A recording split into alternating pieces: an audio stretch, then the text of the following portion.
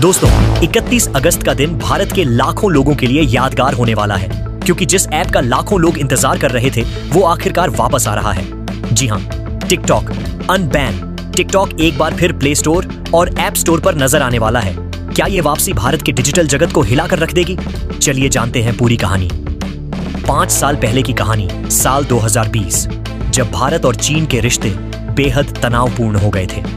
लद्दाख की गलवान घाटी में हुई झड़प के बाद भारत ने कड़ा कदम उठाया। राष्ट्रीय सुरक्षा और डेटा प्राइवेसी का हवाला देते हुए भारत सरकार ने 200 से ज्यादा चाइनीज ऐप्स को बैन कर दिया।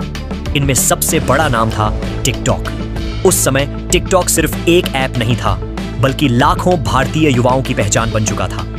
टिकटॉक पर लोग अपना टैलेंट दिखाते थे, गाना गाते थे, एक्टिंग करते थे, डांस करते थे और लाखों लोगों की फैन फॉलोइंग तैयार हो गई थी। लेकिन अचानक बैन लगने से जैसे एक पूरी कम्युनिटी टूट गई। परंतु अब पिछले कुछ महीनों में भारत और चीन के रिश्ते धीरे धीरे सामान्य हो रहे हैं। व्यापार और कूटनीतिक बातचीत बढ़ रही है। इसी बीच एक बड़ा फैसला लिया गया है, टिकटॉक और अली एक्सप्रेस को अनबैन करने का।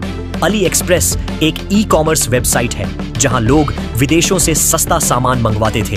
वहीं टिकटॉक को लेकर भारत सरकार ने कुछ नई शर्तें रखी हैं। डेटा भारत में ही स्टोर करना होगा, कंपनी को भारतीय कानूनों का पालन करना होगा और कंटेंट को लेकर भी सख्त नियम लागू होंगे।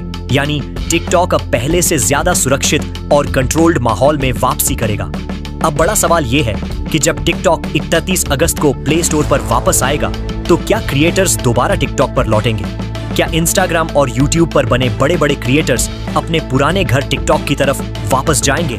आपको बता दें कि टिकटॉक की वापसी सिर्फ एक ऐप की वापसी नहीं है। ये हजारों लाखों क्रिएटर्स के लिए एक नया मौका है। जिन्होंने बैन के बाद अपनी पहचान खो दी थी, वो अब फिर से स्टेज पर लौट सकते हैं।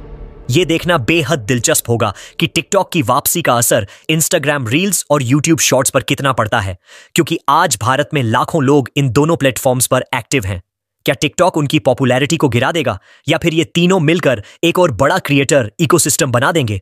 तो दोस्तों, अब आप तैयार रहिए। 31 अगस्त को टिकटॉक की धूम फिर से शुरू होने वाली है। 5 साल का इंतजार आखिरकार खत्म हो चुका है। अब ये आप पर है।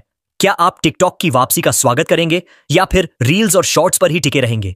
लेकिन सबसे अहम बात, अभी तक यह तारीख सरकार की तरफ से कंफर्म नहीं की गई है, इसलिए किसी भी अफवाह पर भरोसा मत कीजिए। और हां, किसी भी गलत लिंक पर क्लिक करके टिकटॉक डाउनलोड करने की कोशिश बिल्कुल मत कीजिए, वरना आप धोखाधड़ी के शिकार हो सकते हैं।